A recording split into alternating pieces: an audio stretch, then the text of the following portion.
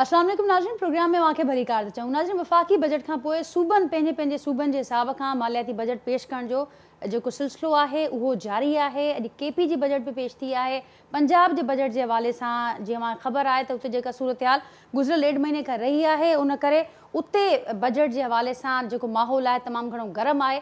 सुभाणे सिंध जी 16 खरब रुपयनि जी मालियत वारी बजट आहे, उहा पेश कई पई वञे ऐं उन बजट खां अॻु ज़ाहिर आहे कैबिनेट जो इजलास थींदो सुभाणे ऐं उन में उनजी मंज़ूरी वरिती वेंदी। इन वक़्त जेके तजवीज़ूं साम्हूं अचनि पियूं, ॼाणाए पियो वञे त हेल जेको बजट हूंदी सिंध जी, उहा टैक्स फ्री, उन में का बि जेका इज़ाफ़ी टैक्स हूंदी, वाधू टैक्स हूंदी, उहा न लॻाई वेंदी। इहो बि ॼाणाए पियो वञे नाज़रीन त सालियानी जेके तरक़ियाती स्कीमूं हुजनि थियूं, तमामु अहम ही मामिलो हुजे थो। तरक़ियाती स्कीमुनि लाइ 320 अरब रुपयनि खां वधीक पैसा रखण जी तजवीज़ साम्हूं आई आहे।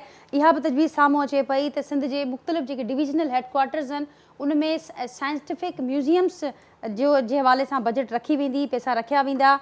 ऐं उनखां सवाइ इहो बि ॼाणाए पियो वञे त कराची अंदरि ॼाणाए पियो वञे त 250 खां वधीक जेके बसिस हूंदियूं, उन जे हवाले सां बि कुझु वधीक पैसा रखण जी तजवीज़ साम्हूं अचे पई। उनखां सवाइ ॼाणाए पियो वञे त हेल्थ ऐं एजुकेशन सेक्टर्स में बजट खे वधायो वेंदो। पेंशन ऐं सरकारी मुलाज़मनि जी पघारुनि जी मद में तजवीज़ साम्हूं अचे पई त 25% ताईं वाध एक्सपेक्टेड आहे। ॿिन्ही खे मिलाए उन सां गॾोगॾु नाज़रीन ॼाणाए पियो वञे त IT या एग्रीकल्चर जो शोबो, उन समेत कुझु शोबनि जे हवाले सां इतला साम्हूं अचनि पिया त उन्हनि जी जेका बजट रखी वेंदी आहे, उन बजट में हिन भेरे इज़ाफ़े जो को इम्कानु कोन्हे। ही कुझु जेके फैक्ट्स एंड फिगर आहिनि जेके बजट जे हवाले सां साम्हूं आया आहिनि। अॼु के प्रोग्राम में असीं फोकस कंदासीं सुभाणे वारी इन बजट जे हवाले सां। जेका वफ़ाक़ जी बजट आई, उनखे माशी माहिर उन ते विरहायल कुझु नज़र आया। कुझु माण्हुनि जो ख़्यालु हो माहिरनि जो त उहा ॾाढी इंटेलिजेंट बजट हुई ऐं इंटेलिजेंट बजट जे बावजूदि असांखे मिनी बजट ॾांहुं वधिणो पवंदो। ऐं कुझु माहिरनि जो ख़्यालु हो त जेका बजट पेश कई वई आहे उहा सियासी बजट वधीक आहे। जेका हक़ीक़ी बजट जंहिंखे चइजे, जेका सूरत हाल आहे, उहा हक़ीक़ी बजट घटि आहे। हाणे ॾिसिजे त सुभाणे जेका बजट सिंध जी पेश थियणु वञे पई, उहा केतिरी अवाम दोस्त बजट हूंदी, कहिड़नि कहिड़नि खातनि में जेके पैसा रखिया विया आहिनि या रखणु घुरिजनि हा ऐं न रखिया विया आहिनि, उन ते बि अॼु के प्रोग्राम में असीं ज़रूरु ॻाल्हाईंदासीं। ऐं प्रोग्राम जो बाक़ाइदा डिस्कशन जो आगाज़ करण खां अॻु अव्हांखे इहा सुध आहे जेको वफ़ाक़ी बजट पेश थियो आहे नाज़रीन, उनमें जेका NFC जे मद में जेके पैसा सूबनि खे मिलणा हुजनि था, ज़ाहिर आहे जेका जॾहिं सूबाई बजट अचे थी त उनजो समूरो दारोमदार इन शइ ते हूंदो आहे त अवाम खे छा मिलणो आहे, उहा सूबाई बजट मां ख़बर पवंदी आहे। वफ़ाक़ पैसा रिलीज़ कंदो आहे। त हिन भेरे ॼाणाए पियो वञे त गुज़िरियल साल जी भेट में सूबनि खे 16.73% वधीक रक़म मिलंदी, जंहिंमें जेको पंजाब जो शेयर आहे उहो सभ खां वधीक आहे। 49.5 यानी जेको ॿुधाए पियो वञे 20 खरब खां वधीक पंजाब जो हिसो ॿुधाए पियो वञे। सिंध खे हेल 10 खरब 29 अरब रुपया मिलंदा। ऐं उनखां पोइ नाज़रीन KP आहे 16.4 ऐं पोइ बलूचिस्तान, जंहिंखे मालियाती बजट जो जेको हिसो हूंदो, NFC जो जेको हिसो हूंदो, NFC जे मद में उहो 9% मिलंदो। कुझु फैक्ट्स एंड फिगर बाक़ी तफ़सीली डिस्कस कयूं था। जो कि प्रोग्राम में जेको पैनल मूंसां गॾु मौजूदु आहे उनजो तारुफ़ मां सां कराईंदसि। मूंखे कराची स्टूडियो में जॉइन कियो आहे पाण नामियारा माशी माहिर आहिनि। अवां उनखे मुख़्तलिफ़ प्रोग्राम्स में, KTN जे प्रोग्राम्स में ऐं उनखां सवाइ बि मुख़्तलिफ़ प्लेटफॉर्म्स ते इन ई मामलनि ते, इन फील्ड में एक्सपर्टीज़ उनजी मौजूदु आहे। अवां उन समेत मुख़्तलिफ़ मामलनि ते ॻाल्हाईंदे ॾिठो आहे। त अॼु इंजीनियर जब्बार मेमन साहब खे असां दावत ॾिनी आहे, उनखां तफ़सीली तज़ियो वठंदासीं, सम्झंदासीं समूरी सूरत हाल खे। मूंसां गॾु कराची स्टूडियो में मौजूदु आहिनि। जब्बार साहब वेलकम कयां थी तव्हांखे प्रोग्राम में। मूंसां गॾु शहज़ाद कुरैशी साहब मौजूदु आहिनि, पाण पाकिस्तान तहरीक इंसाफ़ जा डेप्यूटी सेक्रेटरी इंफॉर्मेशन आहिनि सिंध जा, ऐं उनखां सवाइ MPA बि आहिनि, मूंसां गॾु मौजूदु आहिनि। शहज़ाद साहब आपको भी वेलकम करती हूँ आज के प्रोग्राम में। गज़ाला सियाल साहिबा आहिनि, पाकिस्तान पीपल्स पार्टी सां तालुक़ रखंदड़ MPA आहिनि, सीनियर अॻवान आहिनि। ऐं मूंसां गॾु नुसरत सहर अब्बासी साहिबा आहिनि, GDA सां उनजो तालुक़ु आहे, सीनियर अॻवान आहिनि। उहे पिणु मूंसां हिन प्रोग्राम में फ़ोन लाइन ज़रिए शरीक आहिनि। कुझु देरि खां पोइ कोशिशि कयूं था त पाकिस्तान मुत्तहिदा क़ौमी मूवमेंट पाकिस्तान जी बि नुमाइंदगी जेके प्रोग्राम में शामिलु कयूं, त ऐवान में जेके मौजूदु पार्टीज़ आहिनि उहे कीअं ॾिसनि पियूं ऐं छा एक्सपेक्ट कनि पियूं। अवां सभिनी खे भलीकार कयां थी जेके प्रोग्राम में। शहज़ाद साहब आपकी तरफ आऊँगी, प्रोग्राम का आगाज़ करूँगी। कल बजट पेश होने जा रही है। ओबियसली हमने देखा कि पिछले एक रिवायती सा सिलसिला नज़र आता है बजट के दिन के हवाले से। सबसे पहले तो स्ट्रेटजी शेयर कर दीजिएगा अगर आप करना चाहें कि कल के दिन के हवाले से क्या प्लानिंग से हैं पाकिस्तान तहरीक इंसाफ की। देखें, पिछले 4 साल से हर दफ़ा बजट पेश किया जाता है और बजट का मतलब ये होता है कि आप अपनी आवाम को बताएं कि इस सूबे के वसाइल क्या हैं, ज़राए आमदनी क्या है, कितने एक्सपेंडिचर्स होंगे, किस किस शोबे पे होंगे और सिंध जो एक बड़ा अहम सूबा है, इस सूबे को किस तरह से चलाया जाएगा। और हम तो हमेशा ये चाहते हैं कि सीएम अपनी स्पीच करें, बजट पेश करें, और उसके बाद हम सिफारिशात जो हमने पहले दी हुई हैं, जो कि इस बार इन्होंने हमसे ली नहीं है, और लास्ट ईयर भी किसी भी सिफारिशात पे अमल नहीं करते, लेकिन हम हमेशा फिर भी इनको देते हैं। सही। उसके साथ साथ एक प्री बजट सेशन होता है, जो कि भी इन्होंने फिर इस सिंध सूबे की बदकिस्मती है कि इन्होंने उसको बुलाया नहीं है। अब आप मुझे ये बताएं कि ना ये सिफारिशात लेते हैं, ना ये प्री बजट सेशन पे डिस्कशन होती है, ना ये किसी किस्म की कोई अपोजिशन को इन्वॉल्व करते हैं किसी भी किस्म की कोई एक्टिविटीज़ में। तो ऑब्वियसली फिर अपोजिशन के पास एक ही ज़रिया होता है कि वो एहतजाज करें। अब हम एहतजाज करेंगे तो ये कहते हैं आप एहतजाज करते हैं। तो कल हम इंशाल्लाह इनकी स्पीच सुनेंगे, क्योंकि हम तो इनको 15 सालों से स्पीचेस करते हुए ही देख रहे हैं। एक्सपेक्ट क्या कर रहे हैं? एक्सपेक्ट यही है कि ये झूठ का पलंदा होगा, झूठे वादे किए जाएंगे। छोटी सी मैं आपको एक मिसाल दे दूँ। वैसे तो मेरे सूबे के मुख्तलिफ शहरों के अंदर मुख्तलिफ इन्होंने प्रोजेक्ट्स लॉन्च किए थे, लेकिन एक मेगा प्रोजेक्ट इन्होंने 18 बड़े प्रोजेक्ट्स कराची के लिए किए थे, जिसमें से 14 पे इन्होंने 1 रुपया खर्च नहीं किया। ठीक। तो देखें, या तो हमने आवाम को खुदा ना खास्ता बेवकूफ़ बनाने के लिए बजट देना है, या हमने सिर्फ़ और सिर्फ इसको ऑन पेपर रखना है और पेपरों का पेट भरना है, तो एक अलग चीज़ है। लेकिन हमें इनसे किसी किस्म की कोई उम्मीद नहीं है कि ये कोई बेहतरी लाएंगे या ये सिंध सूबे के लिए कोई बेहतरी सोचेंगे। आज भी हमने आज हम बॉयकॉट किया हमने। उसकी वजह ये थी कि जो 25 मई को जिस तरीके से हमारे वर्कर्स पे, हमारी माओ बहनों पे और बुज़ुर्गों पे टीयर गैस चलाई गई, स्ट्रेट फायर किए गए और जिस तरह उनको ज़ख्मी किया गया, तो उसकी एक रेजोल्यूशन हम लाना चाहते थे। दूसरा ये कि 3.5 सालों के अंदर सबसे ज़्यादा महंगाई का शोर ये करते थे। बिलावल ज़रदारी साहब ने तो मार्च भी किया था। सही। 4 रुपये 5 रुपये पेट्रोल के बढ़ने पे। पता नहीं अभी इस वक्त वो कहाँ हैं, या तो फॉरेन ट्रिप्स पे होंगे, घूम फिर रहे हैं, उनको तो कुर्सी मिल गई है घूमने फिरने वाली, एंजॉय कर रहे हैं। और अभी 60 रुपये इन्होंने बढ़ा दिए और अभी फिर बढ़ाने जा रहे हैं। सही। तो उस पर तो ना उनकी अब कोई अपोजिशन नज़र आती है, ना ये हुकूमत में रहते हुए शर्मिंदा हैं, और हमारे 4-5 रुपये के लिए इन्होंने बाकायदा इस्लामाबाद तक वो जलसी होता है ना, इन्होंने मार्ची की थी। सही। तो ये तो इनका हाल है। तो मैं ये समझता हूँ कि जब तक हम फौरी इंतखाबात नहीं होते हैं, हमारा एहतजाज जारी रहेगा, हमारा प्रोटेस्ट जारी रहेगा। नाजिया, हम ये चाहते हैं कि ये फौरी इंतखाबात कराएं, आवाम फैसला करे कि इस मुल्क का वज़ीर आज़म कौन है। ठीक ठीक कुरैशी साहब, और इसके साथ साथ आपने जिक्र किया कि स्ट्रेटजी भी कल की शेयर की, तो उससे वो हम नतीजा करेंगे, कोई बायकॉट नहीं करने जा रहे हैं आप। हम जाएंगे, सही, हम सेशन अटेंड करेंगे। ठीक। उसमें उनके रवैये पे ये डिपेंड करता है, फिर हमारा, वो कहते हैं इनका एक्शन होगा और हमारा रिएक्शन होगा। ठीक है, पहले एक्शन नहीं होगा। ठीक। नुसरत सैर अब्बासी साहिब सां गॾु आहिनि ऐं गज़ाला सियाल साहिबा बि आहिनि, जब्बार साहिब आहिनि।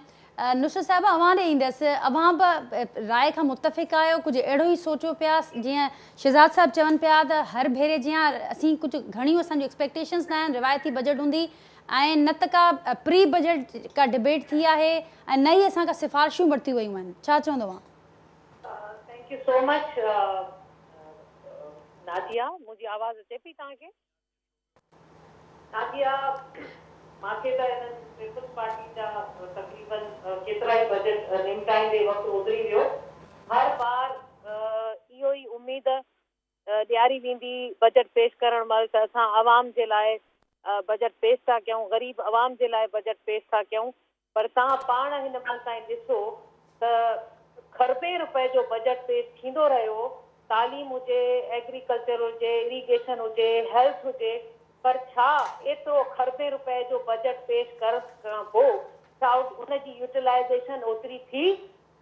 जेकॾहिं थी हुजे हा त अॼु मां चवां हा त हा, कराची में कान का अहिड़ी यूसी आहे, को तालको आहे या नवाबशाह में आहे। मां सॼी सिंध जी ॻाल्हि ई नथी कयां, मां सिर्फ़ु चंद ज़िलनि जी ॻाल्हि थी कयां त जेकॾहिं लाड़काणो, नवाबशाह ऐं ख़ैरपुर जिन मां हिन जा मुख जेके पार्टी जा आहिनि उहे उतां खटी आया आहिनि, जेकॾहिं उते को ज़बरदस्त क़िस्म जी यूसी हुजे, को हिकिड़ो ख़ासि क़िस्म जो तालको अहिड़ो हुजे जंहिंमें उहो बजट यूटिलाइज़ थियो हुजे, उते स्कूल्स में तमामु सहूलियतूं हुजनि, उते हॉस्पिटल में तमामु सहूलियतूं अचनि, उते एग्रीकल्चर इरीगेशन तमामु बहितरीनु हुजे यूसी लेवल ते, त चओ त हा बजट यूटिलाइज़ेशन बहितर थी आहे।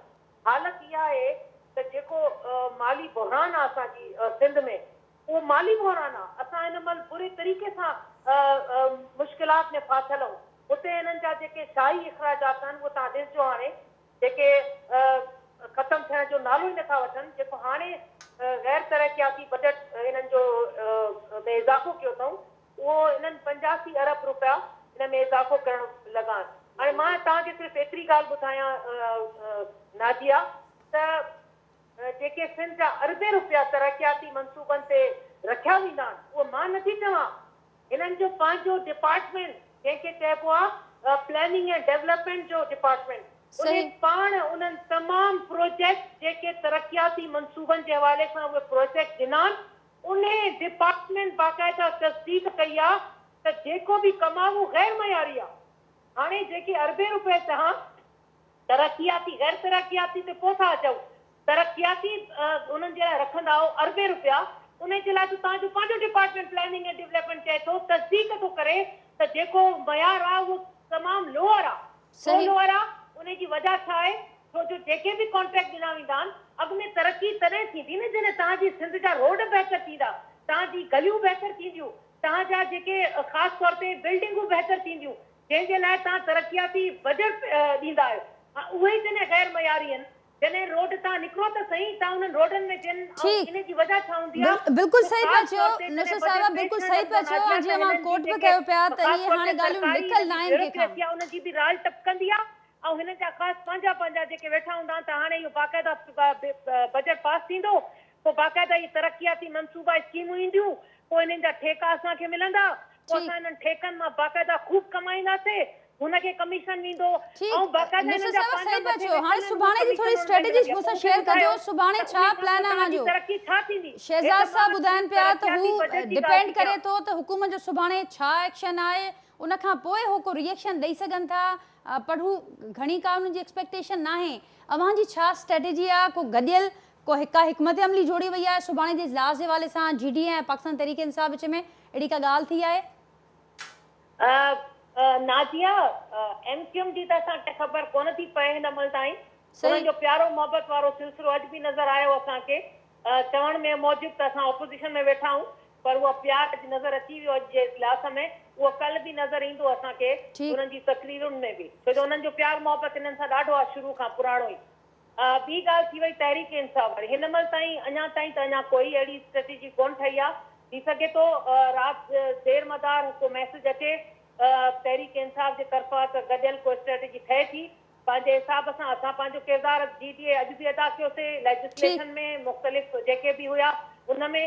सुभाणे बि GDA जे तरफ़ां असां पंहिंजो किरदारु अदा कंदासीं। बजट जो जेको बि सिलसिलो हूंदो ऐं बाक़ी जेके बजट जा ॾींहं आहिनि उन में बि जेको बजट अचे थो। ठीक नुसरत साहिबा, वाला पॉइंट अची वियो। हाणे थोरो ग़ज़ाला सियाल साहिबा खां पुछूं था, उन खां पोइ जब्बार साहब खां तफ़सीली असीं तस्जियो वठंदासीं समूरी सूरत-हाल जो।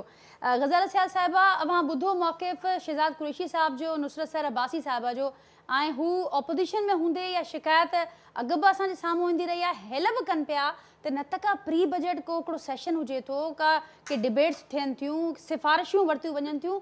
हिन भेरे बि खोट महसूस कनि पिया त हिन भेरे बि ऑपोजिशन खे ऑन बोर्ड नाहे वरितो पियो इन सॼे प्रोसेस में, ऐं सुभाणे जेको बजट हूंदी उहा रिवायती बजट हूंदी। छा चवंदो मां? जी बिस्मिल्लाहिर्रहमानिर्रहीम। महिरबानी अदी नाजिया तव्हांजी। ऐं सुभाणे असांजो सिंध जो बजट असेंबली में पेश थींदो ऐं बजट में बहितरीन बजट हूंदो, अवाम दोस्त बजट हूंदो। ऐं उन में तव्हां ॾिसो हिननि जी जॾहिं PTI जी हुकूमत हुई वफ़ाक़ में, त जेके महांगाई रोज़ बरोज़ वधंदी पई वञे, हर शइ महांगाई, ज़ाहिर आहे पेट्रोल वधंदो आहे त हर शइ ऑटोमेटिक महांगी थी वेंदी आहे। न हिननि कोई बि सरकारी मुलाज़मनि जे लाइ को टको बि न वधायो हो, तो कोई बि पैकेज न रखियो हुयो PTI वारनि। ऐं न वरी जेके मज़दूरनि जे लाइ हिननि कुझु रखियो हुयो। ऐं जेको बेनज़ीर इनकम सपोर्ट प्रोग्राम हो उन में बि हिननि कोई बि वाधारो न कयो हो।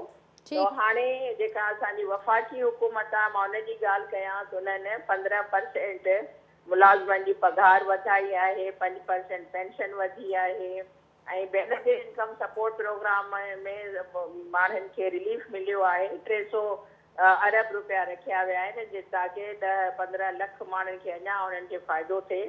ऐं सुभाणे जेका असांजी सिंध जी बजट पेश थींदी त उन में बि नौकिरियुनि जे हवाले सां ॾिसो तव्हां पाण आज़ादु वेठो आहे ॻाल्हाए त वञनि था त हिननि वाइदा कया हुआ त असां नाजिया तव्हां बि हिननि जूं स्पीचूं ॿुधियूं हूंदियूं त हम इतनी नौकरियां देंगे, करोड़ नौकरी देंगे और इतनी नौकरियां देंगे कि लोग बाहर से आएंगे, हमारे मुल्क में नौकरियां करने, सब लोगों को जॉब को फराम करेंगे।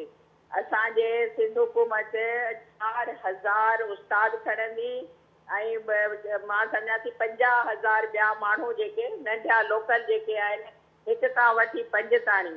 अॼु अदी नुसरत बि हुई उते। अॼु असां पब्लिक सर्विस कमीशन जो बिल आंदो आहे। असांजा कई मां वीचारा नौजवान इंतज़ारु पिया कनि, छोकिरा ऐं छोकिरियूं पोइ पढ़ी वेठा हुया, उन्हनि ते बैन लॻी वियो हुयो ऐं अॼु कमीशन जो पब्लिक सर्विस कमीशन जो बिल बि पास थियो आहे।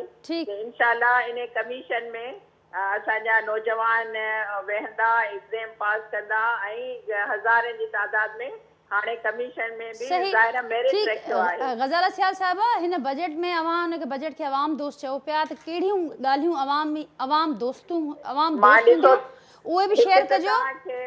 मां ॿुधायो न त अवाम दोस्त इन करे हिकु त पघारूं वधंदियूं, मुलाज़िमनि जूं तमामु घणी महांगाई आहे ऐं मज़दूरनि जी पघार तव्हां अॻिले गुज़िरियल साल बि असां 25,000 रखी हुई ऐं हाणे बि मज़दूरनि जी पघार उहा ई हूंदी। ऐं जेके प्राइवेट इदारा आहिनि, प्राइवेट फैक्ट्रियूं आहिनि, उन्हनि खे बि असां बाउंड कयो आहे त पंहिंजा जेके उन्हनि वटि मज़दूर कमु था कनि उन्हनि खे 25,000 ॾियनि।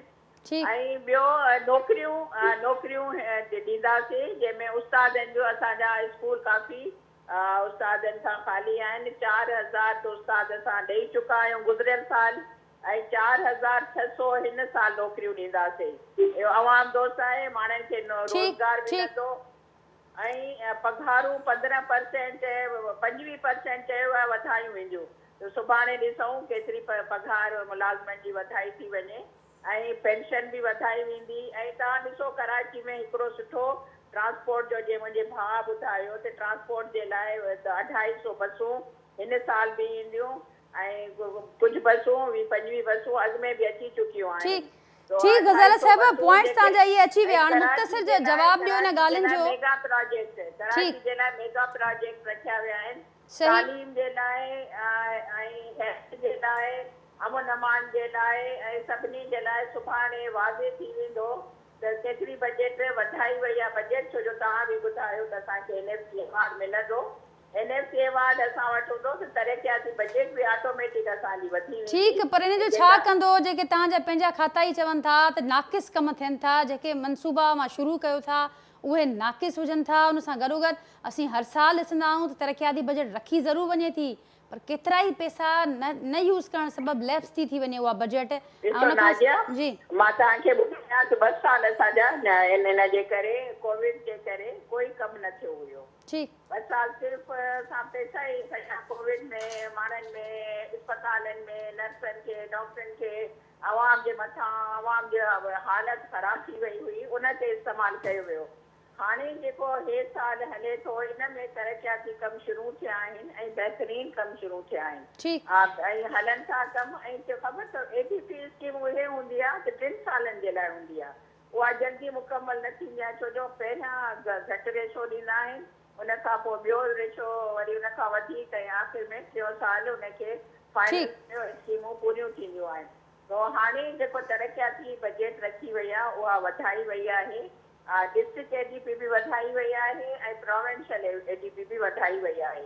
उहे इंशाल्लाह उहे तरक़ियाती जेके मनसूबा आहिनि, चाहे कराची हुजे, चाहे हैदराबाद हुजे, चाहे सखर हुजे, चाहे लाड़काणो हुजे, ऐं यदि असां जेके इकनॉमिक ज़ोन आहिनि, स्पेशल इकनॉमिक ज़ोन थावेजी में अदी नुसरत खे ऐं अदा खे मां दावत ॾींदमि त वञनि ॾिसी अचनि, उते फैक्ट्रियूं लॻण शुरू थी वियूं आहिनि। ठीकु, उहो असां उन खां पुछूं था त हुनजी दावत, तव्हांजी दावत उन्हनि ॿिन्ही खे मिली वई आहे।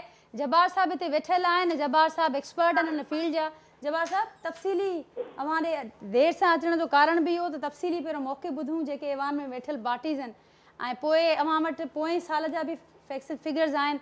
हिन साल जेके कुझु तजवीज़ूं आहिनि कुझु अधी ग़ज़ाला बि शेयर कयूं छा ॾिसो पिया सुभाणे वफ़ाक़ी बजट अची वई सिंध जी बजट कीअं पियो अचे ॾिसो सभ खां पहिरियों त जेका आहे सा ज़रूरी ॻाल्हि आहे मां थोरो इकोनॉमेटिक्स में ॻाल्हाईंदुसि मुआशात जे हदो ख़ालनि में त बजट छा आहे बजट जी अकाउंटेबिलिटी कीअं थियणु खपे उन जो एहतिसाब जेको आहे सो इहे जेके वेठा आहिनि लेजिस्लेटर्स इहे कीअं कनि उन जो एहतिसाब जेको आहे सो रिसर्च इंस्टीट्यूट्स कीअं कनि उन जो एहसासु जेको आहे सो डिपार्टमेंट ऑफ जिते बि इकोनॉमिस्ट आहिनि मुख़्तलिफ़ यूनिवर्सिटीज़ में उहे कीअं कनि सही हाणे इहो चवण खां पोइ मां हिकिड़ी ॻाल्हि चवणु थो चाहियां त पोएं दफ़े सिंध जे वॾे वज़ीर जेको आहे सो इहो चयो तक़रीर जो हिसो अथव त हे बजट जेको आहे इहो आहे पब्लिक बजट ऐं पब्लिक बजट खे हुन ईअं एक्सप्लेन कयो त असां जेको आहे सो तमामु जेका बि इंफॉर्मेशन इन बजट जे मुतलिक़ खपे उहा पब्लिक खे एक्सेस टू इंफॉर्मेशन ॾींदासीं हाणे तव्हां ॾिसो इहो तमामु सुठो यानी हिकिड़ी अनाउंसमेंट हुई थोरी देरि लाइ मूंखे यादि न आहे त इन सिलसिले में को नोटिफिकेशन थी या न थी पर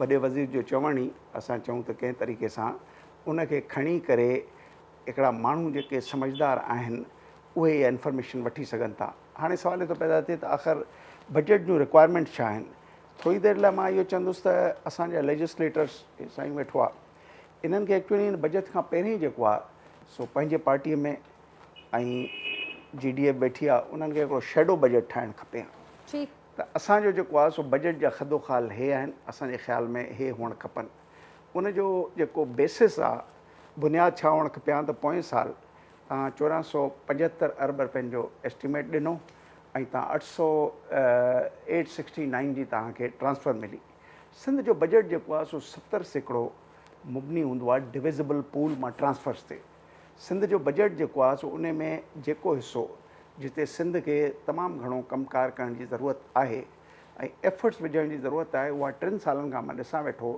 त पंहिंजो हिसो जेको आहे सो उहो न पिया था वधाए सघनि जेकॾहिं वधायो बि अथनि त नॉमिनल आहे सिंध जी जेकी पंहिंजी जेका टैक्स कलेक्शन आहे उन खे कंहिं तरीक़े सां 40 खां 50% ते आणणु खपे त जीअं डिविज़िबल पूल जे पैसनि जे अगेंस्ट में तव्हांजा पंहिंजा जेके रिसोर्सिस आहिनि उहे बि हिन में पूल थियनि हाणे थोरी देरि लाइ असां वापसि अचूं त आख़िर इन सॼे सिलसिले में असां 3 सालनि जा मां अंग अखर पे ॾिठा त डिविज़िबल पूल जीअं जीअं वधे थो डिविज़िबल पूल इमरान ख़ान जी हुकूमत में मुंहिंजे ख़्याल में पाकिस्तान जी हिस्ट्रीअ में इन खां वॾो कलेक्शन न थी अथव इहा हाईएस्ट कलेक्शन आहे इहो सही हाणे उन हाईएस्ट कलेक्शन मां डिविज़िबल पूल जेको आहे सो सिंध जो बि मथे वधियो हाणे उन खे बेस ठाहे करे जेका नई गवर्नमेंट आहे जंहिंखे 1.5 साल हलणो आहे उन हिकिड़ो बजट ॾिनो उन बेस जे खे ई उन्हनि 15% वधायो ऐं चयो इहे एस्टिमेट थींदा पर गॾोगॾु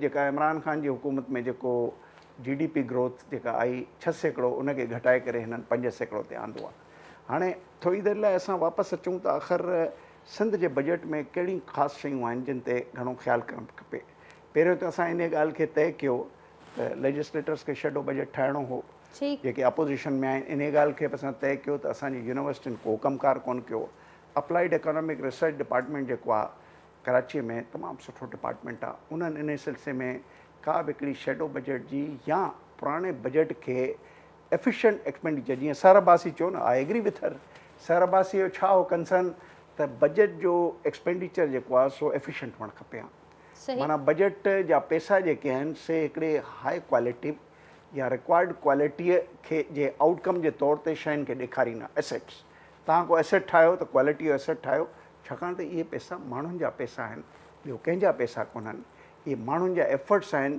जिन सां इहे पैसा जनरेट था थियनि अहिड़ी तरीक़े सां मुंहिंजो ख़्यालु आहे अदीअ ॿी ॻाल्हायो उन चयो भई असां जेको आहे सो नौकरियूं ॾींदासीं तमामु सुठी ॻाल्हि अदी जेका आहे असां फेडरल गवर्नमेंट जे उन ॻाल्हि खे कंफर्म कयो त भई 15% ऐं 5% जेका फेडरल गवर्नमेंट ॾिनी आहे उनखे कंफर्म कई इहा बि हिकिड़ी मुंहिंजो ख़्यालु आहे हिकिड़ी सुठी सोच आहे ऐं हिन वक़्तु जेको इन्फ्लेशनरी प्रेशर आहे उहो प्रेशर तक़रीबन 12-13% ते पहुतल आहे त उनजे इन एडवांस इहा कंपनसेशन हुआ आहे हाणे वापसि अचूं त असांजो आख़िर जेके रिक्वायरमेंट्स आहिनि उन में PSDP जीअं तव्हांखे नज़र अचे 320 जेकॾहिं तव्हां ॾिसंदो त PSDP जेको आहे सो अञा ताईं मां ॾिसंदो आहियां त PSDP पूरो ख़र्चु न थींदो आहे हाणे PSDP खे ख़र्चु करण में 2 ॻाल्हियूं थी सघनि थियूं हिकिड़ो आहे इकोनॉमिक एंगल जीअं असांजे PTI जे माण्हू चयो त भई प्रोजेक्ट्स त विधऊं पर उन्हनि प्रोजेक्ट्स खे एग्ज़ीक्यूट न कयूं उन जा मुतबादिल या कंहिं तरीक़े सां उन ई पैसनि में ॿिया प्रोजेक्ट हलायूं जंहिंमें थी सघे थो ॿियनि जो इन्फ्लुएंस हुजे। सही। पॉलिटिशियन जो इन्फ्लुएंस त आहे न हिन मुल्क में। बिल्कुलु। हाणे जेकॾहिं इहो ठीकु न आहे, PSDP में हमेशह प्रोजेक्ट्स उहे पहिरें कया वेंदा आहिनि जेके प्रोजेक्ट्स तक़रीबन कंप्लीशन थी सघंदी आहे हिन ईंदड़ साल में, शायदि 50% जे रस्ते ते बीठा आहिनि। हाणे उन खां न फ़िक्र कंप्लीशन, पर उन में ॿी एंगल हूंदी आहे प्रायोरिटी। त इकोनॉमिक्स में इन जी प्रायोरिटी छा आहे? आया इन प्रायोरिटी सां को असांखे बेनिफिट थियण वारो आहे या न? त टोटल हिकिड़ी चइजे त मेरिट जे बेस ते, इकोनॉमिक्स जे बेस ते जेके आहे सो इहे पैसा लॻंदा आहिनि। ॿी ॻाल्हि मुंहिंजो ख़्यालु आहे सिंध गवर्नमेंट खे बि हाणे थ्रो अवे जेके आहिनि उन्हनि खे घटाइणु खपे। फेडरल गवर्नमेंट में तव्हांखे ख़बर आहे थ्रो अवे 8000 अरब पंहिंजा प्रोजेक्ट्स आहिनि। तव्हां वटि पैसा ई कोन्हनि। तव्हां जेको आहे सो हेॾा वॾो जंग खॾो किताब लिखी लिखी थकिजी पिया, जेको अचे थो हुनखे प्रोजेक्ट था ॾेई ठीक है, छॾियो। जबर साहब इन्हीं गाल के आगे बढ़ाऊं। शिदा साहब क्या कमेंट करेंगे? बड़ा तफसीली उन्होंने सारा कुछ एनालाइज किया। शेडो बजट से शुरू करते हैं और उसके बाद आप अगर ऐड करना चाहें कुछ और। देखिए, अपोजिशन की जिम्मेदारी होती है कि वो एक तो जब बजट पेश किया जा रहा हो उससे पहले शेडो बजट दे। बिल्कुल इन्होंने सही कहा, हमने हर साल शेडो बजट दिया है, उसकी बाकायदा हमने प्रेस कॉन्फ्रेंस भी की है। इस बार हमने शेडो बजट बनाया लेकिन हमने पेश नहीं कर सके। आपको तो इल्म है, लेकिन मैं इनको बताता चलूँ कि FIR दर्ज हुई, हमारे MPs पे एंटी टेररिज्म लगा दिया गया, दहशतगर्दी की FIR हुई। आज भी हमने यही प्रोटेस्ट किया कि भाई आप क्यों गिरफ़्तार कर रहे हो। आज भी हमारे वर्कर्स को उठाया जा रहा है और उन पे दहशतगर्दी की FIR दर्ज की जा रही हैं। तो उसमें हम ये कह सकते हैं कि अभी तक हमने पेश नहीं कर पाए, लेकिन हमारा हर साल पेश होता है। और फिरदौस शमीम नकवी जो हमारे अपोजिशन लीडर भी रहे हैं, वो बिलाल गफ़्फ़ार और हमारी पूरी टीम है खुर्रम शेर ज़मान की, उन्होंने पेश किया है हमेशा। इसके साथ साथ देखें जो सबसे, लेकिन इस साल वो जो वहाँ पर असर हुआ, प्रोटेस्ट भी हमने देखे। देखिए प्रोटेस्ट के अलावा बहुत सारी चीज़ें ऐसी थी हमारी, तो हमें देखिए ऑक्यूपाइड भी रहे। उसके अलावा सबसे बड़ी चीज़ है कि हम तो ज़हनी तौर पे सोच के बैठे थे कि हमने भी रिज़ाइन करना है, और हमने तो अपने इस्तीफ़े अपने पार्लिमानी लीडर को भिजवा चुके हैं। अच्छा, जब वहाँ से हमारे चेयरमैन साहब हमें बताएंगे तो वो ये जाएगा, क्योंकि हम तो देखें इलेक्शन चाहते हैं। हम तो ये कहते हैं ना ये सिंध हुकूमत चला सकती है, ना इम्पोर्टेड गवर्नमेंट चला सकती है। ये अपनी करप्शन बचाने के लिए आए हुए। So this was the major reason कह लें, या जो आप इंगेजमेंट की चीज़। अच्छा, इसके अलावा एक और चीज़ मैं आपको बोल दूँ, देखें ये मैंने तो उनकी बात से एग्री किया क्योंकि इन्होंने बहुत अच्छा मशवरा दिया और वो हम उस पर अमल करते आए हैं।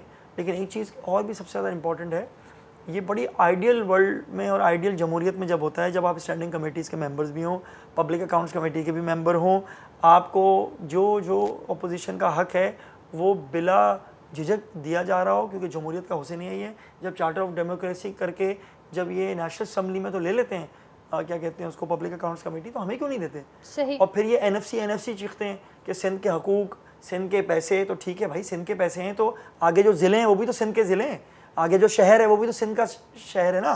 तो आप PFC क्यों नहीं देते आगे? आप NFC लें और तमाम सूबे के तमाम शहरों को आप खुद कफील करें।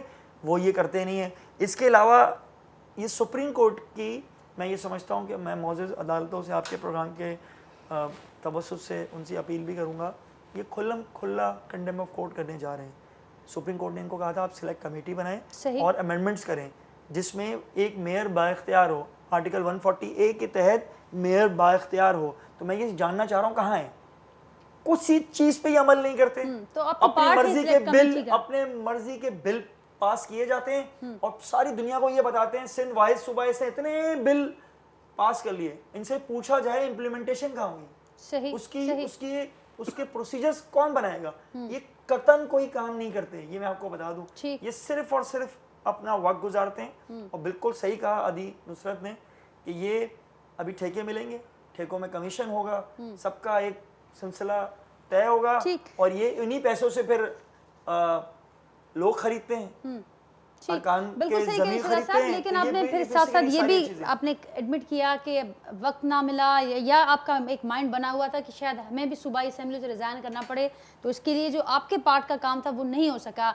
नुसरत सहरबाज़ी साहब, आप GDA छा सोचो पे? असीं ॾिठो सी मर्कज़ में इन्हनि इस्तीफ़ाऊं पे ॾिनियूं, GDA धार पंहिंजो हिकिड़ो फ़ैसिलो रखियो, हिकिड़ो मौक़िफ़ रखियो। ही ॻाल्हि कनि पिया त असांजे माइंड में इहो बि हो त शायदि असांखे सूबाई असेंबली तां रिज़ाइन करिणो पवे ऐं असां सां जेके ही समूरा मामला थिया उहो बि हिकु रीज़न आहे त असीं बजट शेडो बजट पेश न करे सघियासीं। GDA वारनि कुझु GDA वारनि जे ज़हन में छा पियो हले, हू छो न हिन पासे ॾे ध्यानु ॾेई सघिया? Thank you so much Nazia.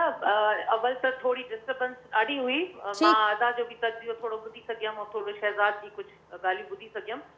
ॾिसो, असां पंहिंजे हिसाब सां पंहिंजी तयारी GDA पंहिंजी करे चुकी आहे। मां थोरो सो रिस्पॉन्ड कंदमि गज़ादी गज़ालत ख़्याल खे जेको हुन अदी फरमायो त तरक़ियाती बजट जेको आहे उहो वधायूं था। अलाए अदी बजट जी ख़बर अथसि अलाए न, पर सुभाणे ख़बर पवंदी त तरक़ियाती बजट जेको आहे उहो कटौती कई वई आहे ऐं गैर तरक़ियाती बजट वधायो वियो आहे। अदी खे ख़बर ई न हूंदी। ॿी ॻाल्हि, ऐं इहो गैर तरक़ियाती जेको बजट वधे थो नाजिया, यू नो वेरी वेल कि हिन में हद खां वधीक जेके आहिनि न उहे आसाइशूं आहिनि, हद खां वधीक हिन सूबो। ऐं इहो बि हिननि खे ख़बर न आहे त 603 अरबनि जा असां कर्ज़ी आहियूं सिंधी। यानी मुंहिंजो बच्चो तव्हांजे घर में को मेंबर हुजे, गज़ाला जे घर में हुजे, शहज़ाद जे घर में हुजे, कंहिंजे बि घर में हो, हर को बंदो इहो न आहे त सिर्फ़ु पिटको आहे वफ़ाक़ वफ़ाक़ वफ़ाक़ या जेका गवर्नमेंट हली वई उन एतिरा कर्ज़ा वरिता। असां सिंधी बि कर्ज़ी आहियूं ऐं सिंध हुकूमत कर्ज़नि वठण में सभिनीनि खां अॻु में तेज़ आहे। 603 अरब जा असां कर्ज़दार आहियूं। उन खां पोइ अयाशियूं एतिरियूं आहिनि जो तव्हां ॾिसो त सही न, जेके बजट वञे थो हर साल पोएं साल भी रहियूं कहीं से कटौती, गटर और सेवरेज के लिए भी वर्ल्ड बैंक से पैसे ले रहे हैं। पेट्रोल जी मद में, गाड़ियुनि जी मद में, इंफ्रास्ट्रक्चर जी मद में जेको हल एॾो पैसो था ॾियो, उन हर साल फर्नीचर थो अचे, हर साल कंप्यूटर था अचनि। इहो सभु पैसो जेको आहे असांजे ॿारनि जो पैसो आहे। ऐं जेको पैसो तव्हां बजट में विझो था उन जी रिलीज़ एॾी देरि सां थी थिए जो उन एंड ताईं उहा शइ पुॼे कोन थी। ऐं एंड ताईं उहो जेको बजट पुॼणो खपे उन जी हेठे लेवल ताईं माण्हुनि खे उन जी सहूलियत मिले थी, उहा सफ़ा सिफ़र आहे। इन खां अलावा तव्हां अॼु फरमाए त नौकिरियूं 15% पघारूं, ऐं जेके ठीकु आहे, सुठी ॻाल्हि आहे 15% पघारूं तव्हां सरकारी माण्हू जी था वधायो न। 5% वरी पेंशन छा मिलंदो न ग़रीब जेको पेंशन आहे, जेको वीचारो मोहताज आहे। 15% सरकारी वधायो था। मां चवां थी अॼु मूंखे ॿुधाए सुभाणे प्राइवेट जेके बि मज़दूर कमु था कनि, जिन्हनि जे लाइ वॾे वांगे CM मुराद अली शाह साहब बाक़ाइदा CM हाउस में चयो त जेकॾहिं 25,000 काथे कोई नथो ॾे फैक्ट्री में या कोन्हे त उन जी मूंखे ॾिनी वञे इतला त FIR कटाई वेंदी। ॿुधायो घणी FIR कटियूं?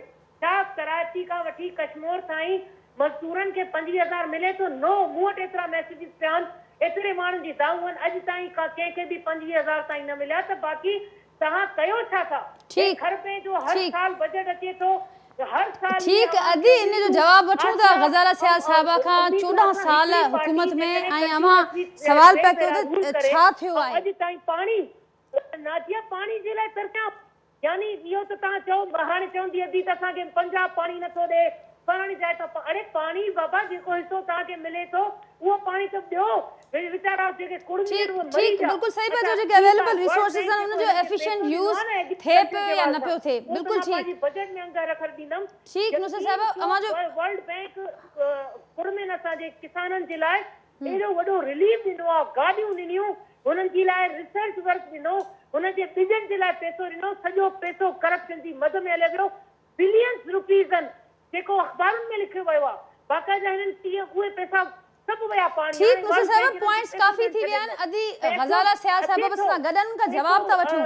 गज़ाला साहब छा चवण चाहींदो अमा वन बाय वन मौके सभिनी जो ॿुधो आहे ऐं बार बार ये ॻाल्हि हर क़िस्म जी डिबेट में डिस्कशन में ईंदी आहे त 14 साल अवां खे मिलिया आहिनि ऐं हैवी मैंडेट सिंध जे अवाम भरपूर एतमाद ऐं मैंडेट ॾिनो आहे ऐं उन खां पोइ रिटर्न ही आहे। छा चवंदो?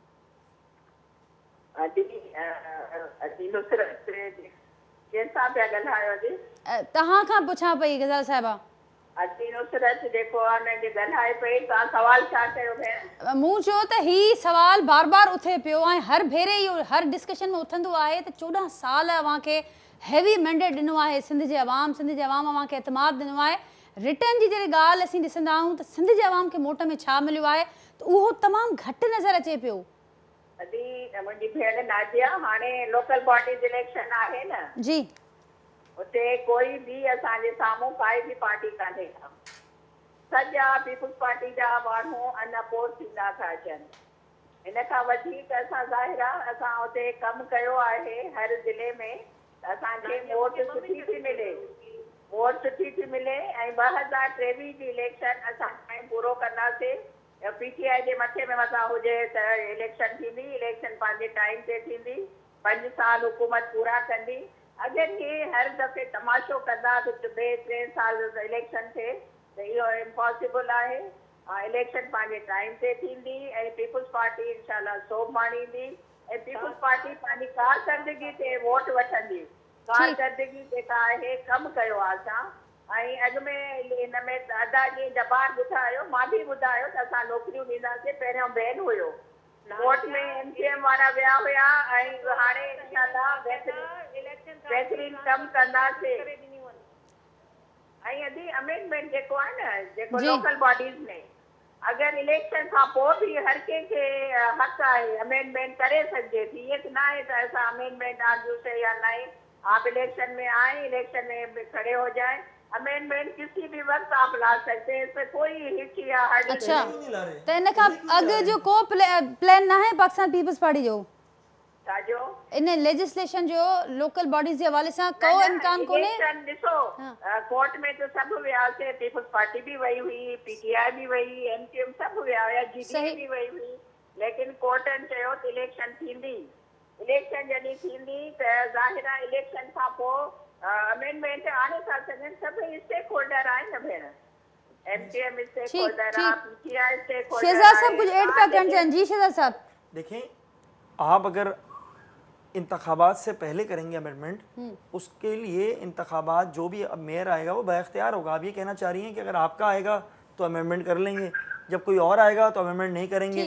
तो फिर और इसी दूसरी पर्पस चीज के एक लिए और तो चीज सेलेक्ट कमेटी बनी एक और हुई जो है, जी सब सेलेक्ट पार्टियों के कमेटी नुमाइंदे बनी हुई है, उस पर अमल नहीं कर रहे ना, सुप्रीम कोर्ट की खिलाफवर्जी कर रहे हैं। देखिए, हमें सुप्रीम कोर्ट के डिसीजन को मानना चाहिए। सही, मौजूद अदालतें हैं, उन्होंने एक तरीक़ाकार तय कर दिया, हमें उस पर अमल करना चाहिए। दूसरी बात आपने शेडो की उसमें एक और चीज़ ऐड कर जाऊँ कि प्री बजट सेशन होते हैं, जो कि पीपल्स पार्टी ने प्री बजट सेशन किए ही नहीं है। तो यहाँ तो इन्होंने सारा निज़ाम ही धर्म भरम कर दिया। फिर ये 3 महीने बाद सेशन हो रहा है। आज पहला दिन था, 3 महीने बाद हो रहा है। तो आप मुझे बताएं, प्री बजट सेशन ना हो, सिफारिशात ना लें, तो हम शेडो बजट किस बिना पे जाके, किस चीज़ पे जाके हम पेश करें? जबर साहब ॻाल्हि वरी बि उती अची बीहे थी, जेके अवामी जेके फ़ाइदा आहिनि ऐं जेके प्रायोरिटीज़ आहिनि, तमामु घणो गैप आहे ऐं वधंदो थो वञे।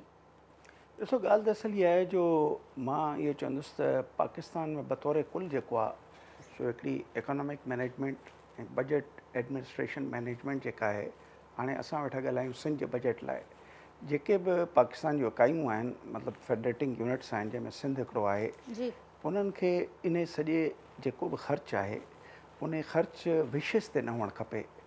अलोकेशन्स जेके आहिनि से कंहिंजे विशेष ते न हुअणु खपनि।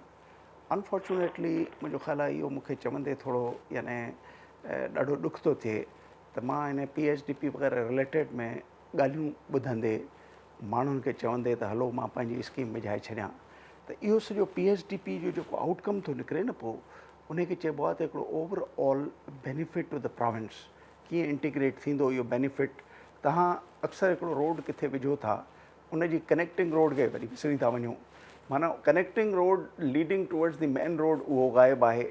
असां जेको आहे सो फॉर एग्ज़ाम्पल इकोनॉमिक्स जे हवाले सां मां ॻाल्हाईंदुसि त मां त 10 सालनि खां इहे सजेशन ॾेई मूंखे लॻे थो त शायदि मां बि थकिजी वियो आहियां। बाबा सिंध में जेको आहे सो एग्री प्रोड्यूस जेका आहे सा पाकिस्तान जे सॼे मुजमई एग्री प्रोड्यूस में तक़रीबन 20% ताईं वीट ते वञे वठी, 13 खां वठी 21 ताईं मां वेही फिगर्स पे थो ॾिसां। उन खां पोइ राइस में बि जेको आहे सो असां ॾिसूं था त इहे 30 सैकड़ो ताईं वञनि थियूं। सही, शुगर केन खे बि 25 खां वठी 28 29, इट्स अ बिग इनकम।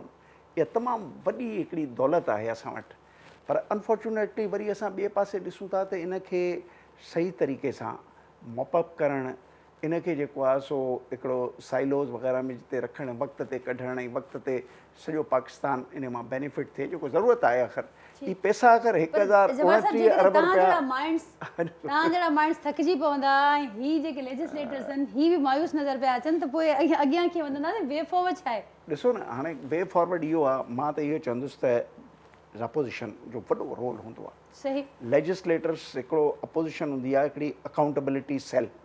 ठीकु आहे, हिन वक़्तु कुझु मुश्किलात हिननि खे आहिनि जेके सुप्रीम कोर्ट बि शायदि चई रही आहे त उहे जाइज़ तौर ते यानी हिननि जे मथां जेको कुझु हिकिड़ो प्रेशर आयो आहे उहो जाइज़ कोन्हे। सुप्रीम कोर्ट चयो आहे, इस्लामाबाद हाई कोर्ट चयो आहे। असां उन मामले में हिकिड़ो मुनसिफ़ थियण जी कोशिशि कयूं।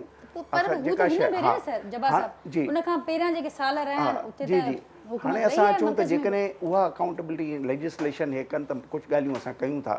फॉर एग्ज़ाम्पल सिंध में मां 4 साल पहिरें मूंखे यादि आहे त मां टमाटा जेके आहिनि से गॾनि इन घोड़नि खे बदीन में खाईंदे ॾिठा। असां पाकिस्तान में हिकिड़ो प्रिजर्वेशन जेकॾहिं सिंध जे हवाले सां अचूं त एॾो वॾो एग्रोनॉमिक्स जो प्रोविंस थी करे उते जेको आहे सो असां शयुनि खे संभाले कोन था सघूं। वीट जे बारे में I am sorry to say that के हर साल 5-6 नैब जा केसिस था थियनि। बारदानो को खाई वियो, कंहिं वीट जी जेका क्वांटिटी घटि करे छॾी, कंहिं जेको आहे सो फंगस लॻी वियो।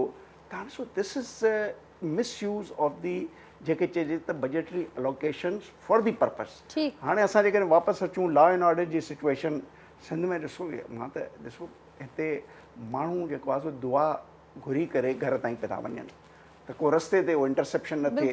तव्हां सिर्फ़ु पैसा ॾेई लॉ एंड ऑर्डर वारनि खे हिन दफ़े मां सम्झां थो त पोएं दफ़े 113 अरब रुपया हुआ, हिकिड़ो रेवेन्यू एक्सपेंडिचर मां 1300 पैसा हुआ।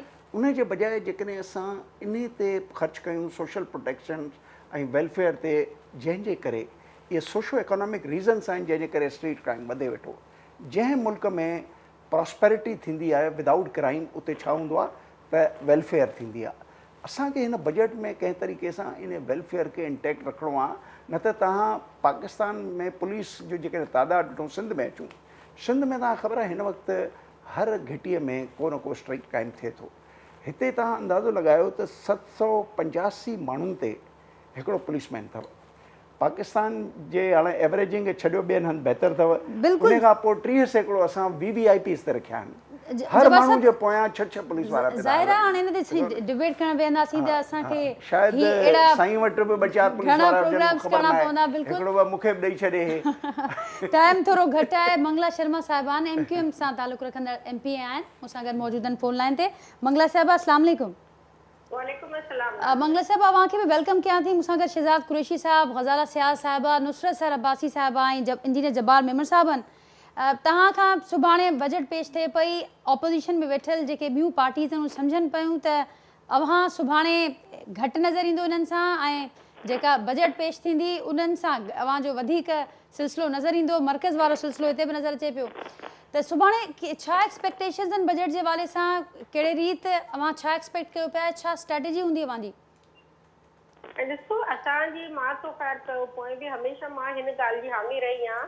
ज़ाती तौर ते मुंहिंजी ज़ाती राय आहे कि जेॾीमहिल बजट अचे घटि में घटि बजट खे ॿुधणु खपे। अच्छा, सुभाणे बि हाणे जेको बजट ईंदो, बजट स्पीच असां ॿुधूं, ॾिसूं बजट में छा शयूं आहिनि। ऐं हे को असां को लिखी न वरितो आहे कि असांखे जेकी शयूं सही लॻंदियूं, अगरि हुकूमत उनखे सही तरीक़े सां बजट में शयूं ॾिनियूं आहिनि, उहे उन ते असां एप्रिशिएट कंदा। लेकिन जेकॾहिं आम माण्हू जे मफ़ाद में न आहे, आम माण्हू हिन खां हेठि थिए थो, त असां हुनखे हुते आइडेंटिफाई बि कंदा, स्पीच में ॻाल्हाईंदासूं। लेकिन घटि में घटि असां हिन बजट खे ॿुधंदासूं। उहो बि थी सघे थो, ॾिसो असां त आहियूं एज़ अ मेंबर, असांजो शायदि हिन टेन्योर जो हे लास्ट बजट आहे। त अगरि हिन लास्ट बजट बि अचे थो त असां ॿुधूं, हुन खां पोइ असां पंहिंजी स्ट्रेटेजी ठाहींदासूं कि असांखे छा करिणो आहे। ठीकु मंगला साहिबा, अव्हांजी वॾी महिरबानी। ऐं नाज़रीन, सां असांजे प्रोग्राम जो वक़्तु बि पूरो थिए पियो। जेका डिबेट अॼु थी आहे, प्री बजट डिबेट असीं हिनखे चई सघूं था, जेतोणीकि ऑपोज़िशन वक़्तु चाहे पई जेको प्री बजट हिकिड़ो सेशन थिए थो उहो ज़रूरु थिए हा, सिफ़ारिशूं उन्हनि खां वरिती वञनि हा। जब्बार साहिबु हिन मौक़िफ़ जा आहिनि त अञा बि ऑपोज़िशन जो जेको किरदारु आहे असराइतो हुजणु घुरिजे, सघारो हुजणु घुरिजे, तॾहिं ई जेके बि इहे मामला डिस्कस थियनि पिया, ऐवान अंदरि ऐवान खां ॿाहिरि ऑपोज़िशन जो सघारो ऐं असराइतो किरदारु हूंदो त खोड़ शयुनि ते ॻाल्हाइण खां वधीक अमल जी बि ज़रूरत आहे। ऐं तव्हां हुकूमती साइड जो मौक़िफ़ बि ॿुधो, ग़ज़ाला सियाल साहिबा सां गॾु हिन प्रोग्राम में हुयूं, जिन जो इहो मौक़िफ़ आहे त सुभाणे अवाम लाइ घणो कुझु आहे, रिलीफ बि आहे। ऐं सुभाणे वारी जेका बजट पेश थींदी उहा जेका बजट आहे अवाम दोस्त बजट हूंदी, उनजी इहा दावा आहे। ऐं मंगला साहिबा ॾाढी इंपॉर्टेंट ॻाल्हि कई त जेका सूबाई हुकूमत आहे ज़ाहिर एफर्ट सां ऐं शमूरियूं शयूं साम्हूं रखंदे बजट तयारु थिए थी त पोइ बजट खे ॿुधणु ज़रूरु घुरिजे ऐं उनखां पोइ जेके बि मामला हूंदा जेकॾहिं के इख़्तिलाफ़ करण जहिड़ियूं ॻाल्हियूं हूंदियूं त असीं पंहिंजी हिकमत अमली शो कंदासीं। हिन वक़्त ताईं पाकिस्तान तहरीक इंसाफ़ या GDA पारां जेका ॻाल्हि अदी नुसरत सैयद अब्बासी साहिबा कंफर्म कई त हिन वक़्त ताईं का गॾियल हिकमत अमली न आहे सुभाणे वारे इजलास जे हवाले सां। नाज़रीन, हिन वक़्तु तव्हां खां इजाज़त वठंदासीं। मूंसां गॾु जब्बार मेमन साहब, तव्हांजी वॾी महिरबानी, मां वक़्तु कढियो। शहज़ाद कुरैशी साहब, नुसरत सैयद अब्बासी साहिबा, गज़ाला सियाल साहिबा, मंगला शर्मा साहिबा, सभिनी तमामु वॾी महिरबानी। नाज़रीन, फीडबैक खां ज़रूरु आगाह कजो। सुभाणे वरी असां सां मुलाक़ात कंदासीं। बजट बि सुभाणे अचे पई, पोइ ज़रूरु हुन ते तफ़सीली डिस्कशन बि असांजी जारी रहंदी। अॼु असांखे फीडबैक खां आगाह कजो। वरी जल्द मुलाक़ात कंदासीं। तेसिताईं ॾींदा इजाज़त। अल्लाह हाफ़िज़।